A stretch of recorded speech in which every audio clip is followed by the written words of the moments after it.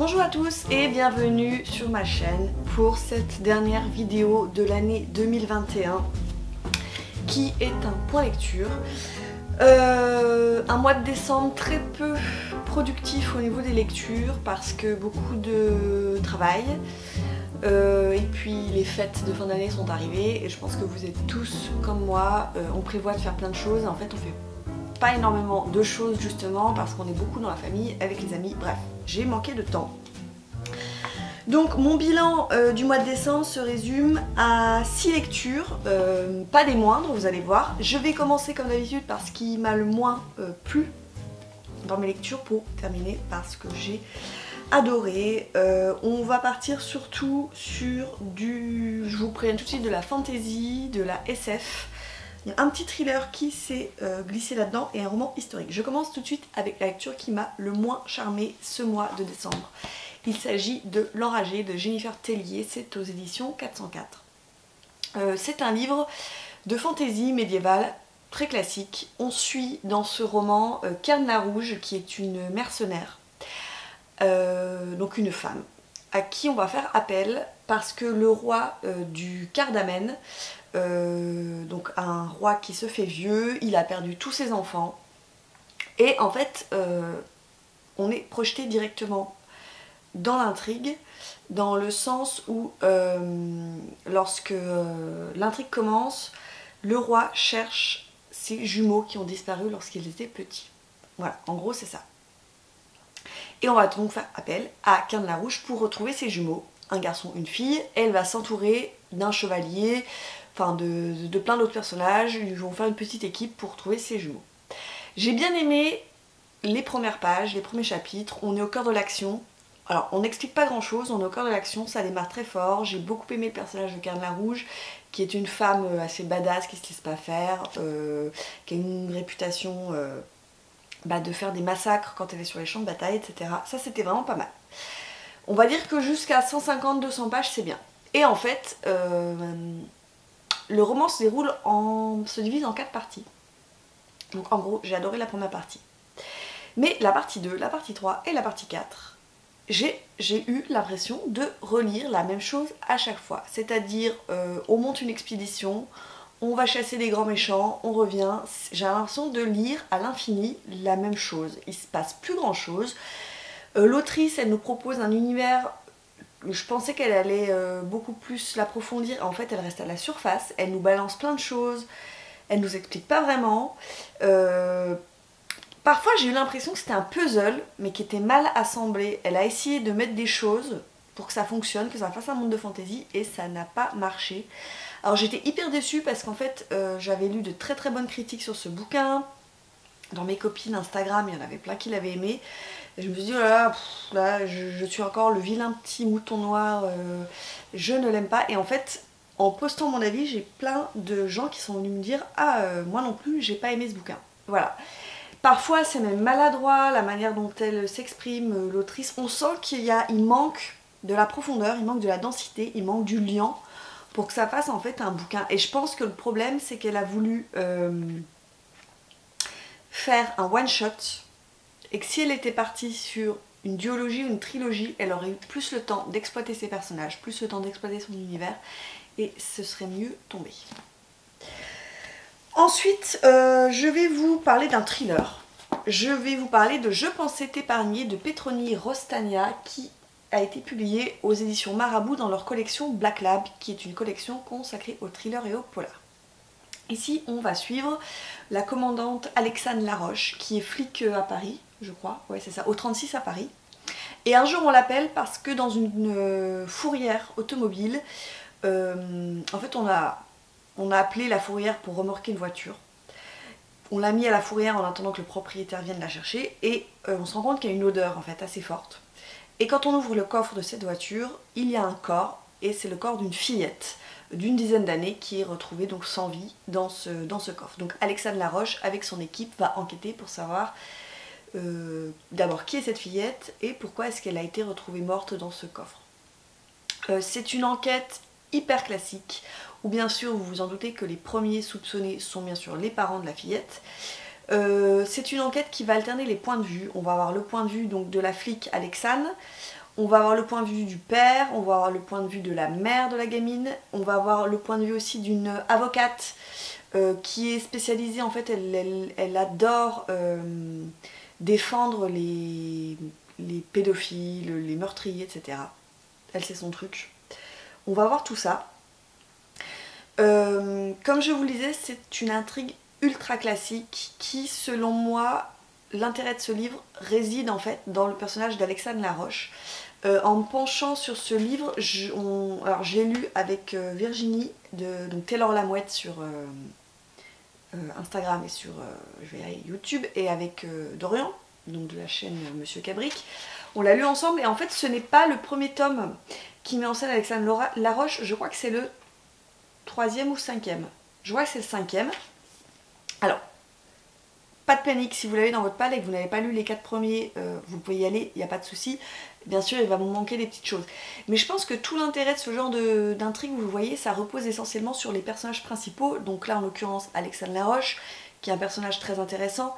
Mais l'intrigue, elle est hyper classique. Je vous conseillerais ce bouquin, par exemple, si vous voulez débuter le polar.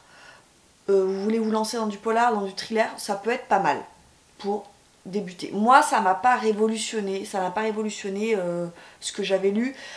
La fin, pour moi, elle est un peu bancale. L'autrice, elle a voulu faire une espèce de twist final qui, à mon sens, ne fonctionne pas. C'est dommage parce que son idée était bonne, mais en fait, il y a des incohérences dans son livre qui fait que le twist final, pour moi, n'a pas fonctionné. Voilà, donc c'était bien, on l'a lu rapidement tous les trois, hein. C'était pas une lecture, c'était pas mauvais, c'était pas génial non plus, c'était une bonne lecture, divertissante, qui a fait le job, mais ça restera pas impérissable dans ma mémoire.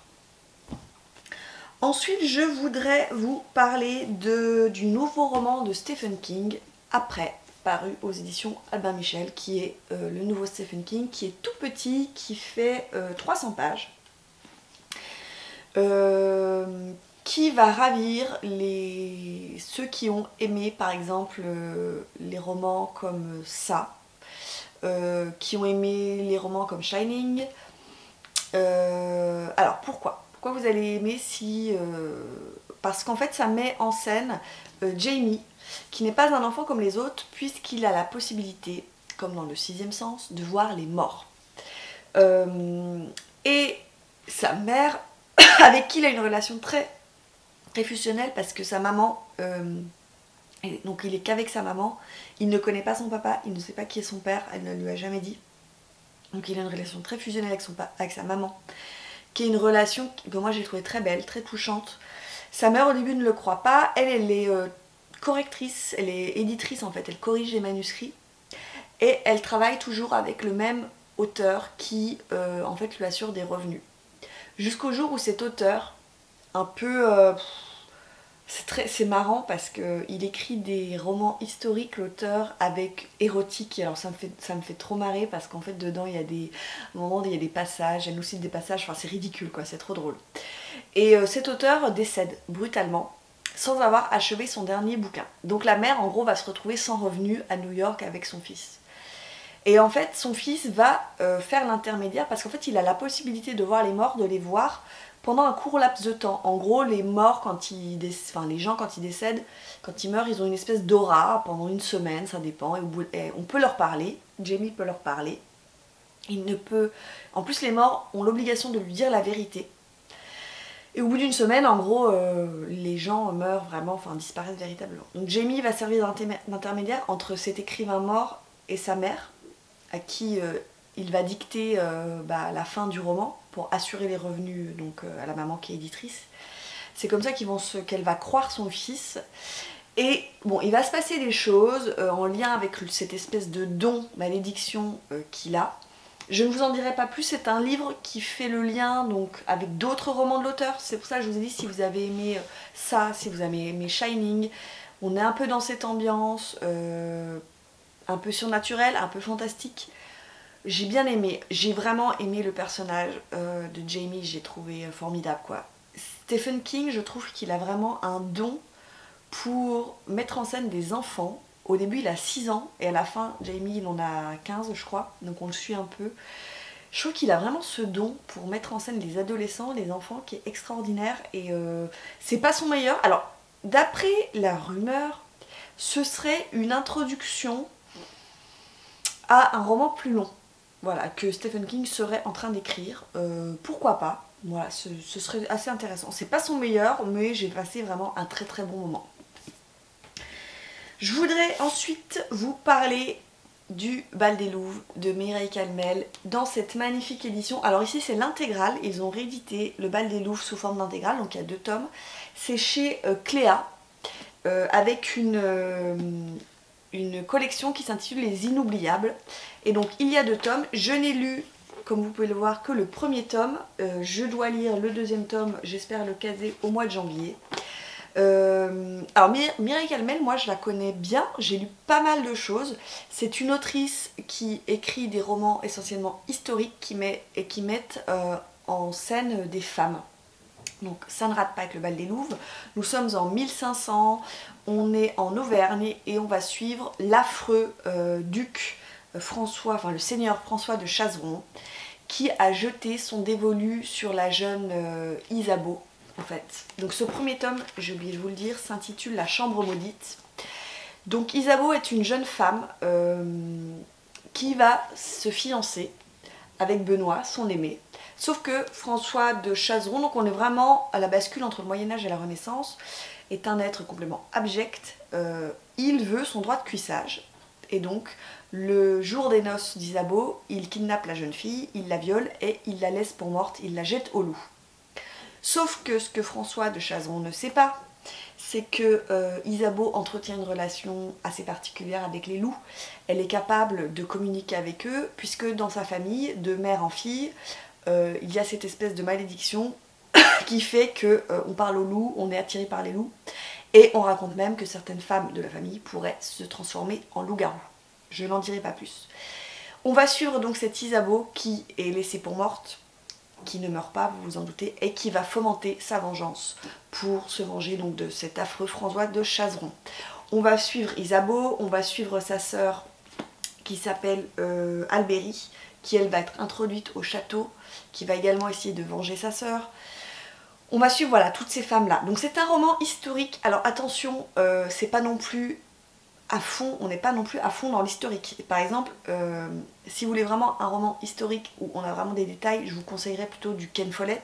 Ici, on est dans l'historique parce que on est au temps de la Renaissance, on va croiser des personnages comme Nostradamus, on va Paracels par exemple, d'autres personnages historiques comme le comte de la Palisse à Paris, on va avoir affaire à la cour des miracles à Paris, donc on est dans un roman historique sans que ce soit non plus hyper développé.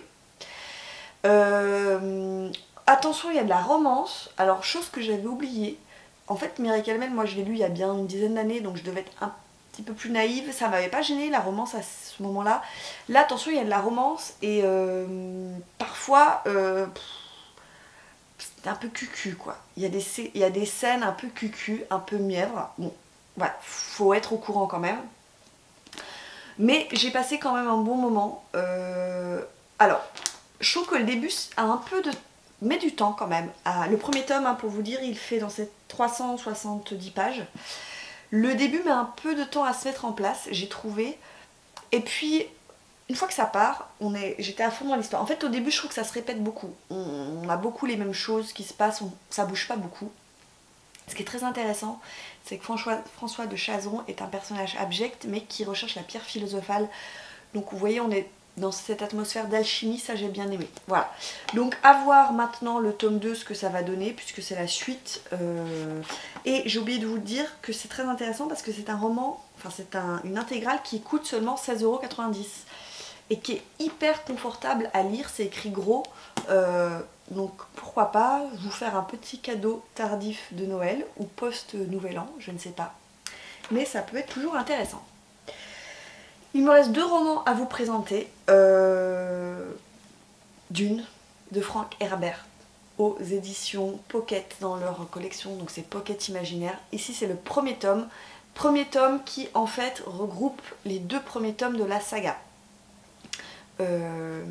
Alors, comment vous parler de ce roman?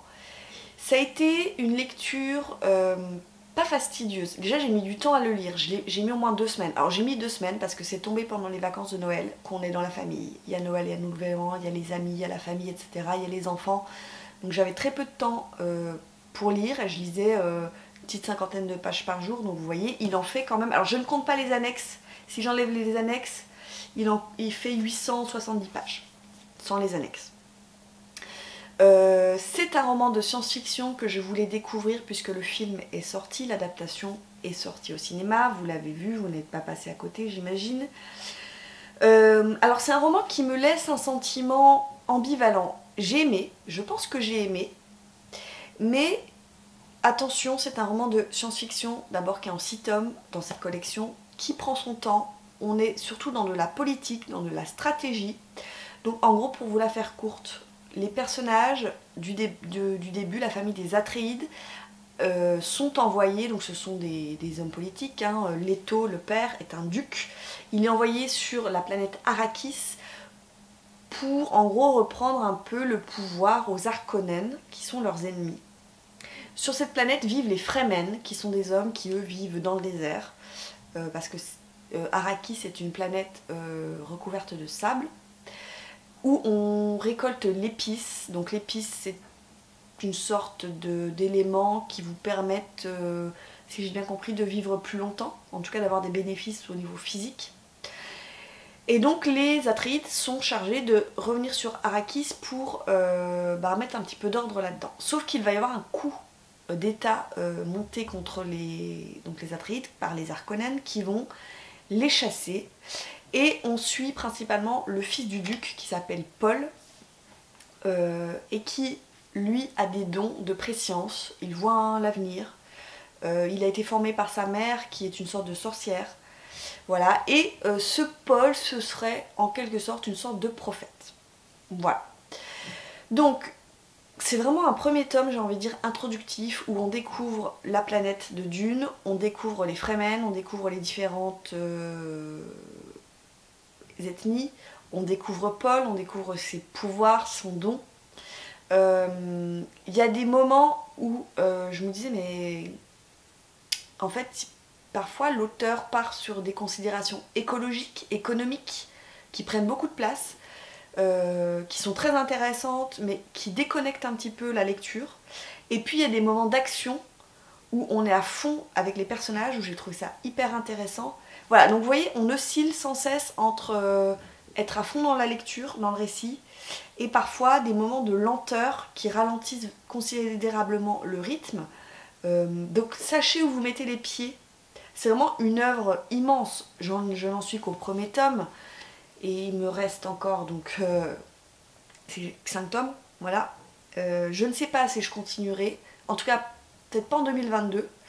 Alors les autres tomes sont moins longs. J'ai vu, ils font dans les 400 pages, donc voilà. Mais sachez où vous mettez les pieds, c'est quand même une lecture ardue, c'est pas évident. Quand vous commencez, il faut être concentré. Vous pouvez pas lire ça avec, par exemple, en fond sonore, la télé, c'est pas possible. Donc voilà. Écoutez, je vous recommande quand même ce bouquin, mais c'était une lecture assez difficile. Et je termine quand même par un coup de cœur, et ça me fait plaisir de vous présenter Dr. Sleep de Stephen King aux éditions du Livre de Poche. C'était la lecture commune du mois de novembre sur le groupe Facebook Un King par mois ensemble. Et en fait je me suis régalée. Donc moi je l'ai lu surtout sur le mois de décembre parce que j'avais pris beaucoup de retard au mois de novembre. Mais alors qu'est-ce que c'était bien cette lecture, elle me restera longtemps en mémoire. Déjà sachez que c'est la suite de Shining. Alors il vaut quand même mieux avoir lu Shining avant de vous lancer dans Dr. Sleep parce que sinon il va vous manquer plein d'éléments. Dans ce roman on suit donc Danny Torrance qui est le petit garçon de Shining, celui qui voit les morts. C'est pour ça que je vous en parlais aussi dans Après. Danny Torrance a bien changé déjà, c'est un adulte et il est devenu alcoolique, drogué. Et en fait, un jour, il se réveille complètement beurré à côté d'une femme. Et ça va être plus ou moins le déclic. Il va s'enfuir de la ville d'où il habite. il va atterrir en fait complètement au hasard dans une petite ville qui s'appelle Aniston, je crois. Et en fait, il va se refaire une virginité, il va aller chez les alcooliques anonymes, etc. Et un jour, il va être contacté d'une manière un peu étrange par une petite fille qui s'appelle Abra. Et Abra, elle a le même don que Dani, sauf qu'Abra, elle a 10-12 ans, elle ne contrôle pas du tout son don. Et ça va être la rencontre entre Abra et Dani. Dani qui va lui servir un peu de mentor. Avec Abra qui a ce don extraordinaire, qui fait plein d'autres choses. Elle est dotée notamment de télépathie, de télékinésie, etc. Dans le même temps, on suit des personnages assez étranges qui se font appeler les Nevrais, qui est une troupe on va dire, de retraités qui semblent bien paisibles, qui se baladent d'état en état dans leur caravane, dans leur camping-car. Sauf qu'en fait, ce sont des gens tout à fait méchants et pas recommandables, puisque eux, ils se nourrissent en fait des enfants qui ont le don. Et ils ne cessent d'aller d'état en état pour traquer ces enfants, pour les mettre à mort et pour se nourrir de leurs dons. Et c'est comme ça qu'ils vivent depuis des centaines d'années. Et donc vous vous doutez bien que ces Nevrais vont en vouloir après Dani et après Abra. C'était super bien. Franchement, je n'ai pas d'autres mots. On est à fond dès le début. Moi, ce que j'ai aimé, c'est déjà l'histoire de Dani, je la trouve incroyable. Avec les alcooliques anonymes, on a toute cette histoire d'hérédité qui traverse le roman. C'est est-ce que Dani est alcoolique parce que son père était alcoolique? En gros, est-ce qu'il y a un terrain héréditaire? Ou est-ce que c'est parce que tout ce qu'il a subi dans son enfance, dans son adolescence, ça l'a conduit à ça? Ça, c'était très intéressant. Le déterminisme, en fait, j'ai trouvé ça hyper intéressant. La relation entre Abra et Dani, juste pour ça, lisez ce bouquin, c'était trop beau. Vraiment une relation pure, honnête, franche, tout ce qu'il y a de plus beau entre deux êtres humains en toute confiance, c'était vraiment très bien. Il y a ce mélange de fantastique là avec les Nevrais qui sont des personnages très inquiétants, qui font peur, que j'ai trouvé vraiment bien. La fin, tout était bien. Franchement, je pense qu'il rentre dans mon top 5 de mes lectures de Stephen King jusqu'à présent parce que ouais, c'était bien, toutes ces allusions à Shining, c'est énorme, ce personnage, ce anti-héros Dani, voilà, qui essaie de faire de son mieux mais qui n'y arrive pas toujours. Lisez Dr Sleep, c'était vraiment une lecture exceptionnelle et encore une fois, je termine cette année en vous recommandant un coup de cœur. Et bien écoutez, c'en est tout pour cette vidéo, j'espère qu'elle vous a plu. N'hésitez pas à me laisser un petit commentaire pour me dire si je vous ai donné envie de lire ces livres ou au contraire pas du tout, si vous êtes d'accord avec moi ou à l'inverse, si vous avez aimé ou pas aimé. Voilà, je suis toujours ravie de vous répondre. Je vous souhaite écoutez, le meilleur pour cette année 2022. La santé, que tout aille bien chez vous, de très belles lectures, en espérant voilà, encore faire de belles rencontres avec des auteurs, avec des livres qui marquent que j'ai envie de donner envie de lire toujours plus. C'est vraiment la plus belle reconnaissance que je puisse avoir, c'est quand vous me dites oh là là, j'ai lu ce livre et j'ai beaucoup aimé, merci, voilà, c'est vraiment pour moi la plus belle des récompenses. Donc j'espère encore de faire de belles lectures et vous donner envie de lire toujours et toujours plus. Je vous souhaite d'ores et déjà une bonne année 2022 et je vous dis à l'année prochaine pour une nouvelle vidéo. A bientôt, ciao.